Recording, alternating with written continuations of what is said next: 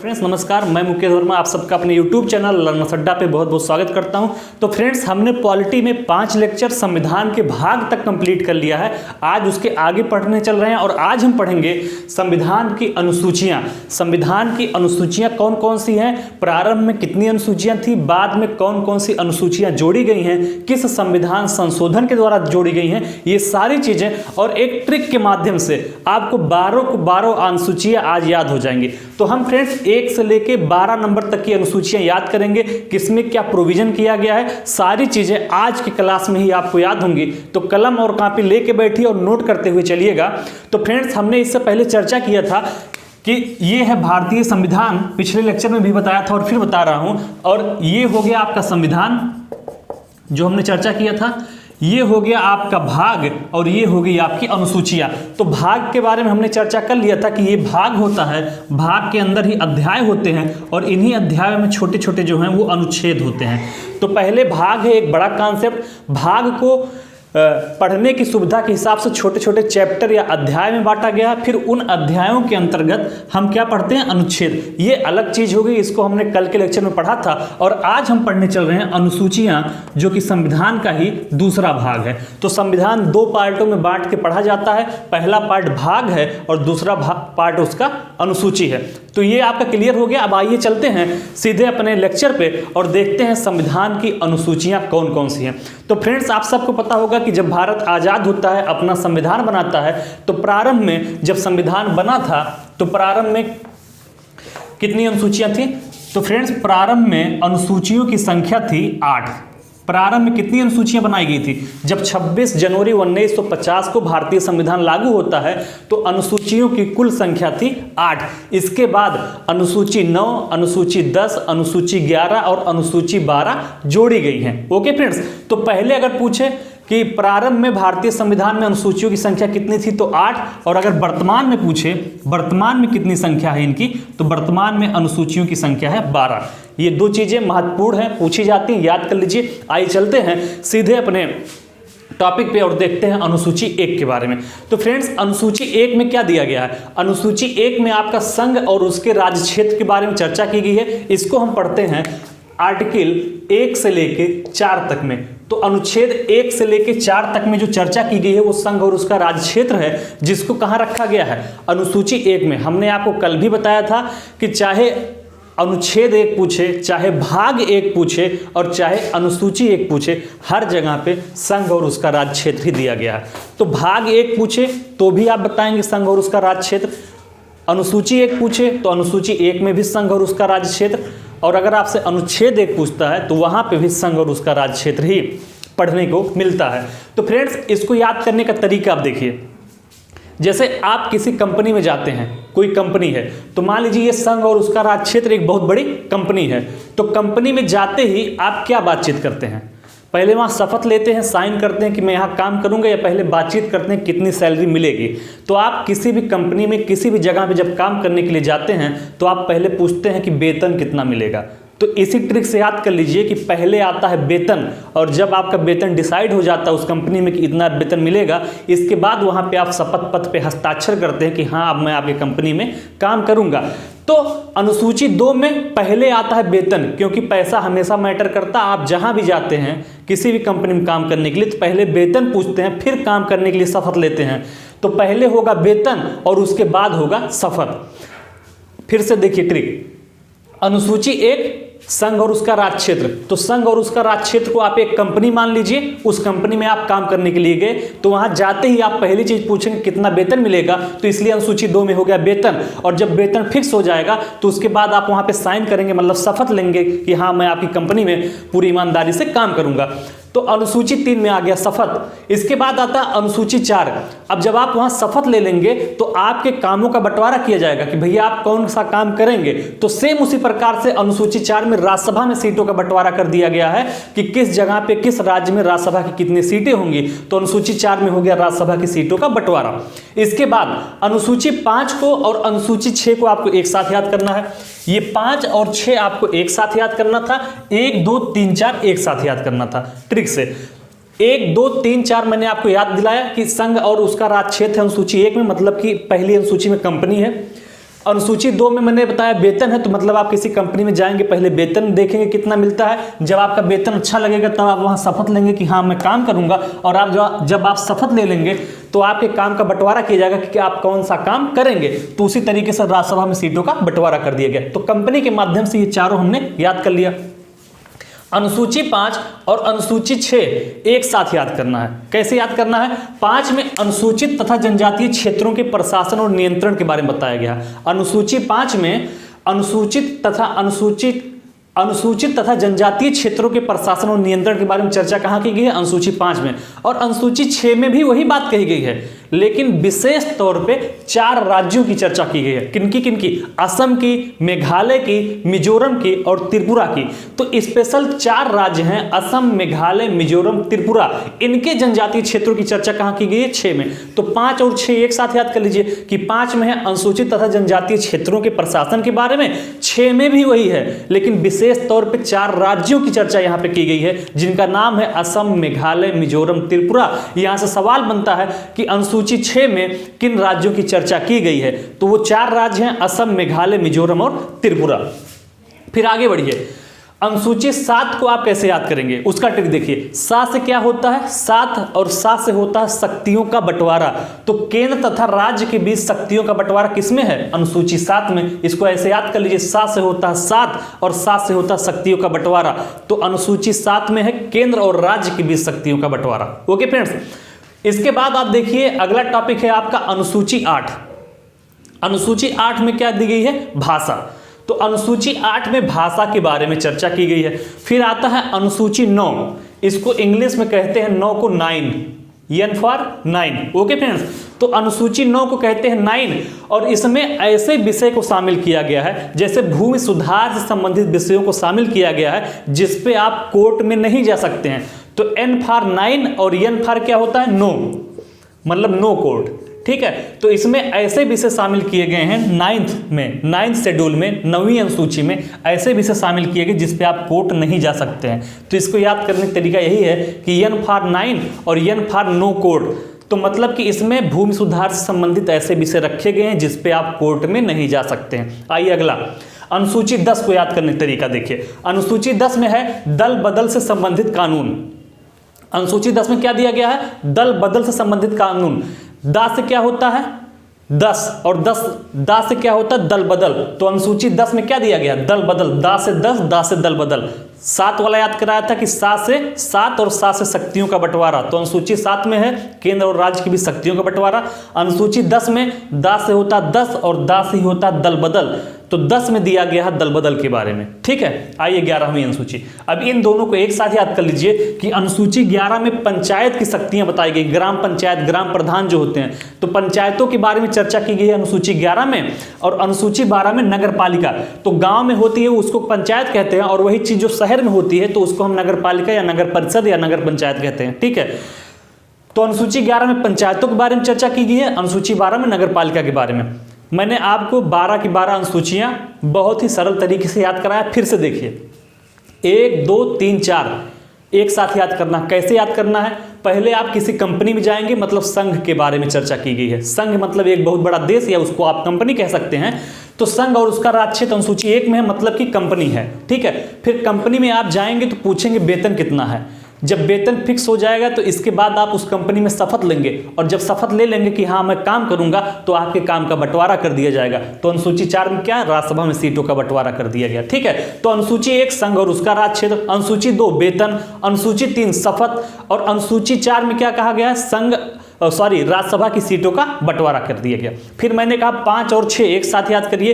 5 में अनुसूचित क्षेत्रों तथा जनजातीय क्षेत्रों के प्रशासन और नियंत्रण के बारे में चर्चा की गई। 6 में भी सेम चीज है, लेकिन स्पेशल 4 राज्यों की चर्चा की गई, असम, मेघालय, मिजोरम और त्रिपुरा की। फिर आती है अनुसूची 7, मैंने उसको आपको याद कराया, 7 से होता 7 और 7 से होता शक्तियों का बंटवारा। तो केंद्र और राज्य के बीच शक्तियों का बंटवारा अनुसूची 7 में। फिर 8 में आती है भाषा। 8 में क्या होगी? भाषा, उसको अलग से याद कर लीजिए। फिर आता है अनुसूची 9, एन फॉर 9 होता है और एन फॉर 9 होता है, मतलब कि उसमें ऐसे विषय रखे गए हैं भूमि सुधार से संबंधित जिस पे आप कोर्ट नहीं जा सकते। तो N for 9 and N for 9 court. Okay, तो अनुसूची 9 याद हो गया।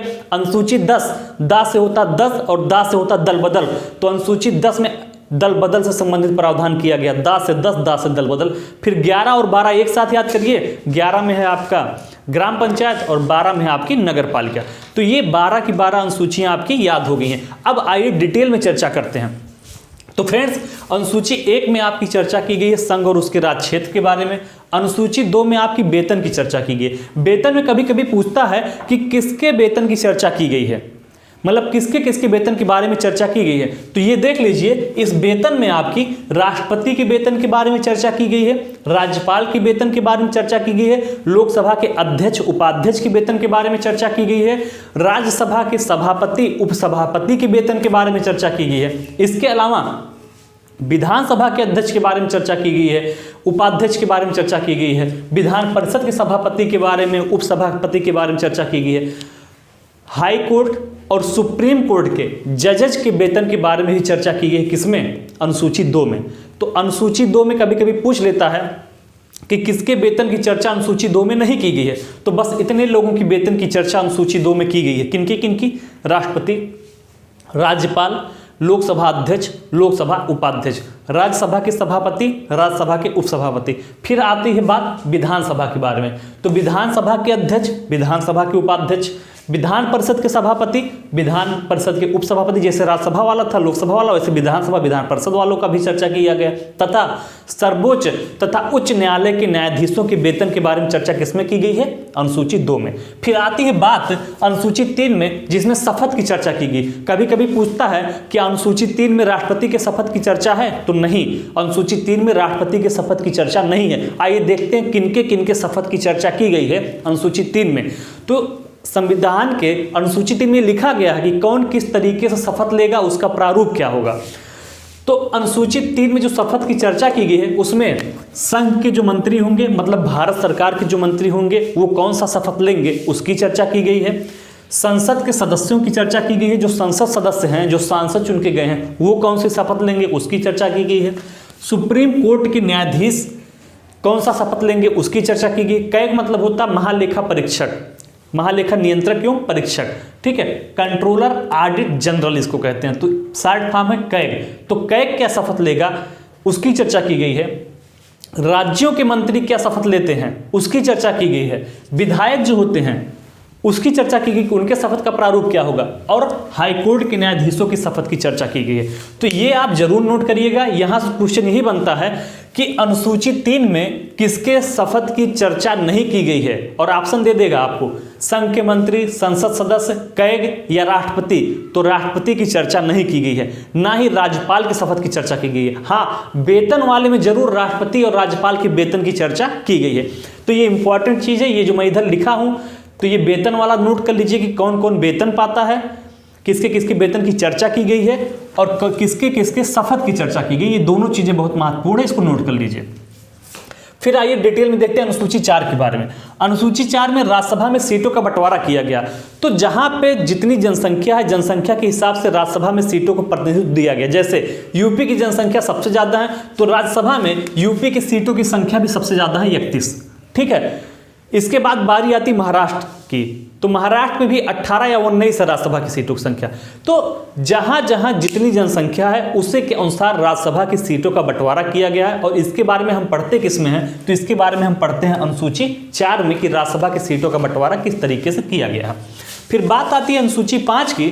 तो अनुसूची 5 में हम अनुसूचित तथा जनजातीय क्षेत्रों के प्रशासन और नियंत्रण के बारे में पढ़ते हैं कि वहां पे जो जनजातियां हैं उनको किस प्रकार की सुविधाएं दी जा सकती हैं, कैसे उनको अलग से ट्रीट किया जाएगा, उनको कौन कौन से सहूलियतें प्रदान करनी है। तो ये सारी चर्चा, उन पर प्रशासन कैसे करना है, किसमें किया गया? अनुसूची 5 में। अनुसूची 6 में भी जनजातीय क्षेत्रों की ही चर्चा की गई है, लेकिन उसमें विशेष तौर पे असम, मेघालय, मिजोरम और त्रिपुरा की चर्चा की गई है। देख सकते हैं आप, असम, मेघालय, मिजोरम और त्रिपुरा की। फिर बात आती है अनुसूची 7 की। अनुसूची 7 को मैंने आपको याद किस तरीके से कराया है कि 7 से होता है 7 और 7 से होता है शक्तियों का बंटवारा। तो अनुसूची 7 में केंद्र और राज्य के बीच शक्तियों का बंटवारा किया गया है, इसका तात्पर्य यह है कि किस पे कौन कौन से ऐसे विषय हैं जिस पे केंद्र अपना नियम बनाएगा, कौन कौन से ऐसे विषय हैं जिस पे राज्य अपना नियम बनाएगा, और कौन कौन से ऐसे विषय हैं जिस पे केंद्र और राज्य दोनों मिलकर नियम बनाएंगे। तो इसी के लिए अनुसूची 7 में 3 सूची और बनाई गई है, जिसको हम नाम दिया गया है संघ सूची, राज्य सूची और समवर्ती सूची। तो वर्तमान में संघ सूची में 100 विषय शामिल किए गए हैं। इसका मतलब ये है जो केंद्र सरकार है वो 100 विषय ऐसे रखे गए जिस पे कानून कौन बना सकता है, केवल और केवल केंद्र सरकार बना सकती है। तो 100 विषय ऐसे हैं आज वर्तमान में कि जिस पे कानून बनाने का अधिकार सिर्फ और सिर्फ केंद्र की सरकार को है। राज्य सूची पे कितने विषय हैं? अभी 61 विषय हैं, पहले कितने थे? 66 थे। ओके, तो राज्य सूची में 61 विषय शामिल किए गए। इसका मतलब ये है कि राज्य सरकार जो है वो 61 विषयों पर कानून बना सकती है। तो राज्य सरकारें 61 विषयों पर कानून बना सकती हैं, केंद्र सरकारें 100 ऐसे विषय उनको दिए गए जिस पे वो कानून बना सकती है। समवर्ती सूची का मतलब ये है जिस पे दोनों कानून बना सकते हैं, जैसे शिक्षा है, ये समवर्ती सूची का विषय है, ठीक है।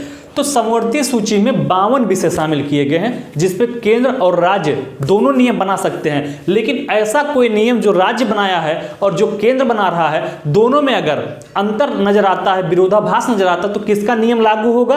केंद्र का कानून लागू होगा। तो केंद्र को सर्वोच्चता इसमें प्रदान की गई है। तो अनुसूची 7 के अंतर्गत 3 सूचियां हम पढ़ते हैं, एक संघ सूची, एक राज्य सूची और एक समवर्ती सूची। संघ सूची में 100 विषय हैं, राज्य सूची में 61 विषय हैं और समवर्ती सूची में वर्तमान में 52 विषय हैं। आइए आगे बढ़ते हैं और बात करते हैं अनुसूची 8 के बारे में। तो अनुसूची 8 में भाषा की चर्चा की गई है। प्रारंभ में जब संविधान बना था तो भाषा की संख्या कितनी थी? 14, और वर्तमान में भाषा की संख्या हो गई है 22। तो प्रारंभ में जब भारतीय कानून बनके तैयार हुआ था तो इसमें भाषा की संख्या जो थी वो 14 थी और अब हो गई है 22। तो अगर पूछे कि वर्तमान में भारतीय संविधान में कुल भाषाओं की कितनी संख्या है, तो कुल भाषाओं की संख्या है 22। पहले कितनी थी? 14 जब संविधान बना था। तो एक बार 4 शामिल हुई, 18 हुई, फिर शामिल हुई और 22 हो गई। अब बात करेंगे अनुसूची 9 के बारे में। तो फ्रेंड्स, अनुसूची 9 में क्या किया गया है? अनुसूची 9 में भूमि सुधार, जमींदारी उन्मूलन से संबंधित ऐसे विषय शामिल किए गए थे कि जिस पे आदमी कोर्ट नहीं जा सकता है, ठीक है, सुप्रीम कोर्ट आप नहीं जा सकते थे। लेकिन 2007 में सुप्रीम कोर्ट का एक जजमेंट आता है जिसमें वो कहता है कि अप्रैल 1975 के बाद जो भी कानून बने हैं उसकी न्यायिक समीक्षा कोर्ट कर सकती है, लेकिन उसके पहले के जो कानून जमींदारी उन्मूलन, भूमि सुधार से संबंधित बने हैं उसकी कोई भी समीक्षा सुप्रीम कोर्ट नहीं कर सकती है। तो इसीलिए अनुसूची 9 में ऐसे विषयों को शामिल किया जाता है जिसकी समीक्षा कोर्ट नहीं कर सकती। लेकिन ये भी याद रखिए कि 2007 में सुप्रीम कोर्ट का एक जजमेंट आया था कि अप्रैल 1975 के बाद ऐसे जो भी विषय बनाए गए हैं, जो भी कानून बनाए गए हैं, उसकी न्यायिक समीक्षा सुप्रीम कोर्ट कर सकती। हाँ, उसके पहले की अप्रैल 1975 के पहले के जो कानून बने हुए हैं उसकी न्यायिक समीक्षा आज भी सुप्रीम कोर्ट नहीं कर सकती है। ओके, तो 9 में ऐसे विषय रखे गए हैं जिसपे आप सुप्रीम कोर्ट नहीं जा सकते हैं। लेकिन जो विषय 1975 के बाद रखे गए, अप्रैल 1975 के बाद, शायद 24 अप्रैल 1975 के बाद जो विषय रखे गए हैं उस पर आप सुप्रीम कोर्ट जा सकते हैं या सुप्रीम कोर्ट उसकी न्यायिक समीक्षा कर सकते हैं। अनुसूची 10 में फ्रेंड्स बात की गई दल बदल से संबंधित कानून की। अब ये जो अनुसूची 9 है भूमि सुधार से संबंधित विषय, तो आप सबको पता है कि प्रारंभ में अनुसूचियों की संख्या कितनी थी? 8 थी। तो 1951 में पहला संविधान संशोधन किया गया और अनुसूची 9 को भारतीय संविधान में शामिल किया गया। तो अगर आपसे पूछे कि अनुसूची 9 को किस संविधान संशोधन के माध्यम से शामिल किया गया था, तो फ्रेंड्स अनुसूची 9 को पहला संविधान संशोधन जो किया गया 1951 में, उसके माध्यम से भारतीय संविधान में शामिल किया गया है। ठीक है, पूछा कई बार कि अनुसूची 9 को किस संविधान संशोधन के तहत शामिल किया गया, तो पहला संविधान संशोधन भारतीय इतिहास में जो किया गया था, भारतीय संविधान में जो किया गया था, उसमें यही शामिल किया गया, अनुसूची 9 को संविधान में जोड़ दिया गया। तो अनुसूची 9 को किसके माध्यम से जोड़ा गया? पहले संविधान संशोधन 1951 के माध्यम से जोड़ा गया। फिर बात आती है अनुसूची 10 की। अनुसूची 10 में दल बदल से संबंधित कानून है। मतलब दल बदल का क्या है कि अगर किसी पार्टी का कोई नेता, मान लीजिए कांग्रेस का कोई नेता है, तो वो कांग्रेस पार्टी से चुनाव लड़ता है और 1 साल बाद कांग्रेस पार्टी से विधायक चुना गया था, लेकिन 1 साल बाद वो पार्टी छोड़ के मान लीजिए बीजेपी में शामिल हो जाता है, तो दल बदल कानून यही कहता है कि ऐसा कोई विधायक या सांसद जो किसी और पार्टी से चुनाव लड़के जीता है लेकिन 1 साल बाद, 6 महीने बाद या कुछ दिन बाद ही दूसरी पार्टी में चला जाता है तो उसकी सदस्यता अपने आप रद्द कर दी जाएगी, वो विधायक नहीं रहेगा। हाँ, अगर किसी पार्टी के जितने विधायक चुन के आए हैं उनमें से 2/3 विधायक पार्टी छोड़ देते हैं तो उनकी सदस्यता नहीं जाएगी। मतलब बहुमत में, जैसे 2/3 का मतलब क्या है, मान लीजिए 48 लोग चुन के आए थे, ठीक है, और उसमें से 32 लोग एक साथ पार्टी छोड़ के चले गए। 48 का 2/3 होता है 32, तो 32 लोग 48 में से एक साथ अगर पार्टी छोड़ देते हैं तब उनकी जो सदस्यता है वो रद्द नहीं होगी, बल्कि सबकी सदस्यता बरकरार रहेगी। लेकिन अगर 2/3 सदस्यों से कम या 1, 2, 3, 4 विधायक हैं या सांसद वो पार्टी छोड़ के जाते हैं तो उनकी सदस्यता रद्द कर दी जाएगी। तो यही बात की गई है अनुसूची 10 में दल बदल से संबंधित कानून के बारे में चर्चा की गई है। अब बात आती है कि अनुसूची 10 किस संविधान संशोधन के माध्यम से शामिल किया गया था। तो फ्रेंड्स, अनुसूची 10 को 52वां संविधान संशोधन किया गया था 1985 में।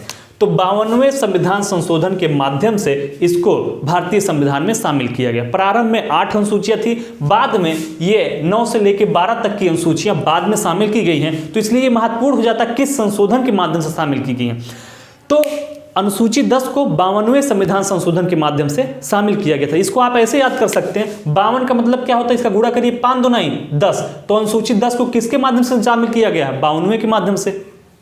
क्लियर है ट्रिक। 52वां संविधान संशोधन के माध्यम से किसको शामिल किया गया, अनुसूची 10 को। कैसे याद करेंगे, 5 × 2 मतलब 5 2 9 10। तो 10 से 10, 10 से दल बदल, तो 10वीं अनुसूची को किसके माध्यम से शामिल किया गया, 52वें। इसका गुणा करेंगे 5 2 9 10 आ रहा है, याद कर लीजिए। देखिए, फिर बात आती है अनुसूची 11 की। अनुसूची 11 में ग्राम पंचायतों के गठन के बारे में, उनकी शक्तियों के बारे में, उनकी कार्यप्रणाली के बारे में, उनके प्रशासन के बारे में चर्चा की गई है। इसको शामिल कब किया गया है, ये कई बार पूछा है। तो 73वां संविधान संशोधन 1992 के माध्यम से अनुसूची 11 को भारतीय संविधान में शामिल किया गया था। इसमें ग्राम पंचायत को कितने विषय दिए गए, ये कई बार पूछा है कि प्रशासन शासन करने के लिए कितने विषय सौंपे गए हैं। तो ग्राम पंचायत को फ्रेंड्स 29 विषय दिए गए हैं। कितने विषय, 29 विषय दिए गए हैं शासन करने के लिए। ये सवाल पूछा गया है पीसीएस 2019 में कि ग्राम पंचायतों को शासन करने के लिए कुल कितने विषय दिए गए हैं। तो ग्राम पंचायतों को शासन करने के लिए कुल 29 विषय दिए गए हैं, ठीक है। ये भी फिर बात आती है अनुसूची 12 की। तो अनुसूची 12 में नगर पालिकाओं के बारे में चर्चा की गई, उनकी शक्तियों के बारे में, उनका गठन कैसे होगा, ये सारी चीजें चर्चा जो की गई है नगर पालिका की या नगर पंचायतों की, किसमें की गई है, अनुसूची 12 में। और अनुसूची 12 को किसके माध्यम से शामिल किया गया था, तो अनुसूची 12 को 74वां संविधान संशोधन 1992 के माध्यम से भारतीय संविधान में शामिल किया गया। इसमें कुल कितने विषय रखे गए हैं प्रशासन के लिए, तो 18 विषय। कुल फ्रेंड्स 18 विषय नगर पालिकाओं को दिए गए हैं जिसपे वो अपना कानून बना सकती है, जिसकी देखरेख की जिम्मेदारी नगर पालिका की है। ग्राम पंचायतों को 29 विषय दिए गए हैं, नगर पालिका को 18 विषय दिए गए।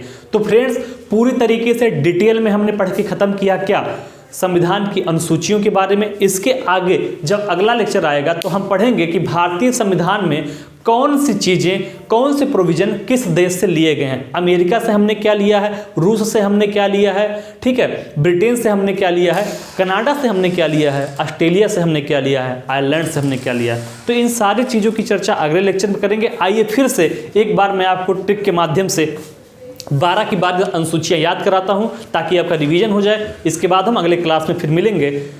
तो फ्रेंड्स, मैंने आपको बताया कि अनुसूची 1, अनुसूची 2, अनुसूची 3 और अनुसूची 4 कैसे याद करनी है। अनुसूची 1 से लेके अनुसूची 4 तक आपको एक ही ट्रिक के माध्यम से याद करनी है। अनुसूची 1 को मैंने कहा कि अनुसूची 1 में है संघ और उसका राज क्षेत्र। तो संघ का मतलब एक कंपनी से ले लीजिए। किसी कंपनी में आप जाएंगे तो पहले वेतन के बारे में चर्चा करेंगे। तो कंपनी के बाद क्या आ रहा है, वेतन। तो अनुसूची 2 में हो गया वेतन। जब आपका वेतन फिक्स हो जाता है, आप सेटिस्फाइड हो जाते हैं, तो उसके बाद आप वहाँ पे सिग्नेचर करते हैं काम करने के लिए कि हाँ मैं काम करूँगा। तो अनुसूची 3 में क्या है, शपथ है। जब आप शपथ ले लेते हैं तो उसके बाद आपके कार्यों का बंटवारा किया जाता है कि आप कौन सा कार्य करेंगे। तो अनुसूची 4 में दे दिया गया कि राज्यसभा में सीटों का बंटवारा कर दिया गया। तो 1 से लेकर 4 तक को मैंने आपको कंपनी के माध्यम से याद कराया। फिर मैंने कहा 5 और 6 को आप एक साथ याद करिए कि 5 में अनुसूचित क्षेत्रों जनजातीय क्षेत्रों के प्रशासन के बारे में दिया गया है, 6 में भी जनजातीय क्षेत्रों के प्रशासन के बारे में ही दिया गया अनुसूचित 6 में, लेकिन स्पेशल तौर पे 4 राज्यों की चर्चा की गई है जिनका नाम है असम, मेघालय, मिजोरम, त्रिपुरा। ठीक है। फिर मैंने कहा अनुसूची 7 आप याद कर सकते हैं, 7 से होता 7 और 7 से होता है शक्तियों का बंटवारा। तो अनुसूची 7 में केंद्र और राज्य के बीच शक्तियों का बंटवारा किया गया है, जिसमें 3 सूची हैं, एक संघ सूची, एक राज्य सूची और एक समवर्ती सूची। संघ सूची में ऐसे विषय रखे गए हैं जिसपे कानून सिर्फ केंद्र बना सकता है, जिसमें वर्तमान में 100 विषय शामिल है। राज्य सूची में ऐसे विषय रखे गए जिसपे कानून सिर्फ राज्य बना सकता है, जिसमें 61 विषय शामिल हैं। समवर्ती सूची में ऐसे विषय रखे गए जिसपे कानून केंद्र और राज्य दोनों बना सकते हैं और इसमें वर्तमान में 52 विषय हैं। लेकिन अगर केंद्र और राज्य के बीच कोई टकराव होता है तो केंद्र का बना हुआ कानून ही सर्वोच्च माना जाएगा, वही लागू होगा। ठीक है। फिर मैंने आपको कहा अनुसूची 8 में भाषा है, अनुसूची 8 आप रट लीजिए कि अनुसूची 8 में भाषा के बारे में चर्चा की गई है। फिर मैंने 9 को आपको याद कराया कि अनुसूची 9 यन से होता 9, इसमें ऐसे विषय रखे गए जिसपे आप नो कोर्ट मतलब सुप्रीम कोर्ट नहीं जा सकते हैं। ठीक है। तो अनुसूची 9 N for 9, N for no court हो गया। अनुसूची 10 दा से होता 10 और दा से होता दल बदल, तो अनुसूची 10 में दल बदल के बारे में चर्चा की गई। फिर हमने कहा 11 और 12 एक साथ याद करिए। अनुसूची 11 में ग्राम पंचायत की चर्चा की गई है और अनुसूची 12 में नगर पालिका, नगर परिषद, नगर पंचायत की चर्चा की गई। तो 12 की 12 अनुसूचियां आपको याद हो गई होंगी। कल हम मिलेंगे अपने अगले लेक्चर में पॉलिटी के और उसमें चर्चा करेंगे कि भारतीय संविधान में कौन से प्रोविजन किस देश से लिए गए हैं। ठीक है। तो तब तक आप लोग चैनल को देखते रहिए, ज़्यादा से ज़्यादा लोगों के पास शेयर करते रहिए और नोट्स बनाते हुए चलिए ताकि आपको चीज़ें भूले ना जो भी मैं पढ़ा रहा हूँ। तो फ्रेंड्स मैं आप सबसे विदा लेता हूँ, कल फिर मिलेंगे अगले लेक्चर में पॉलिटी के। धन्यवाद।